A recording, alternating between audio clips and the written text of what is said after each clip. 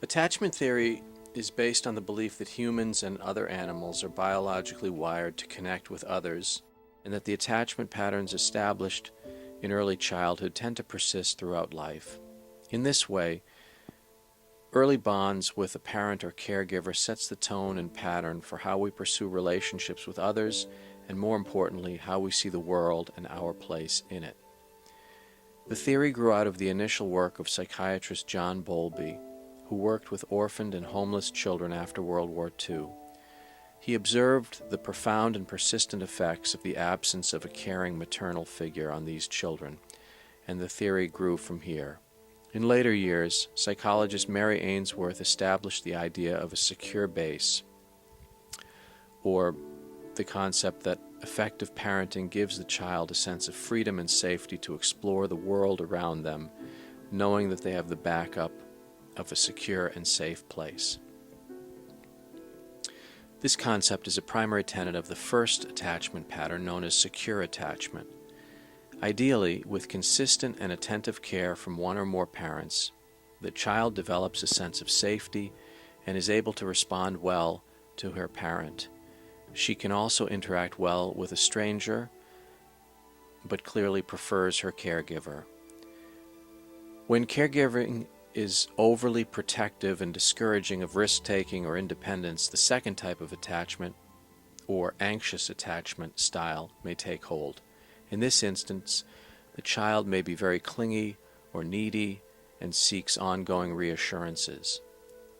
When parents are disengaged, deeply self-absorbed, or consistently distracted, a child may develop what is known as an avoidant attachment style, showing indifference to caregivers and others, and a general reticence to connect with anyone.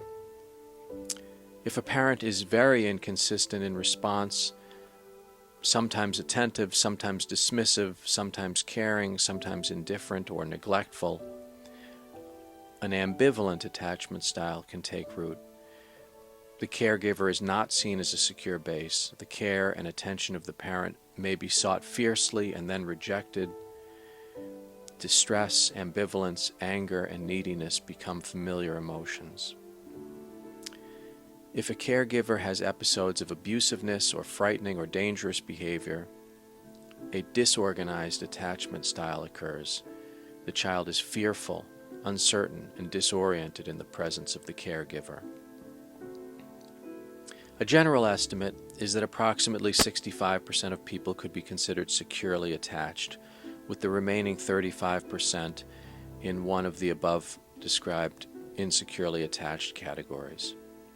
It's important to understand that this theory should not be used to be overly critical of parenting styles. Life events such as death in the family, divorce, major illness, financial insecurity, threat of crime, as well as the parent's own attachment style, can clearly play important roles in the development of a child and their relationship to the world. The theory posits that we take our attachment style with us into adulthood. Do we have a generally positive view of ourselves, see the world as a safe place, and feel comfortable with intimacy of friends and partners? Do we feel needy, always seeking reassurances and approval with less positive views of ourselves and the world? Do we feel no need for connection and think we are better off alone, seeing others with contempt and believing we can only rely on ourselves? Or do we feel very ambivalent about others and relationships, sometimes seeking them intensely and adamantly, and other times rejecting them completely, viewing others with mistrust or idealizing them and seeing ourselves as unworthy? Of course, these categories are not rigid nor absolute. They exist on a continuum, and we may certainly experience aspects of all of them at various times in life as circumstances change. But having a general awareness of our attachment tendencies, as well as those of others in our lives, can be very helpful. In attachment-informed psychotherapy, the therapist works with the patient to identify and explore these tendencies in a completely non-judgmental way. As humans, we are wired to connect and to seek healthy social engagement. This is good news. Very often, the therapist's job is simply to help the patient clear the debris that is impeding them from their natural and innate pursuit of health and well-being.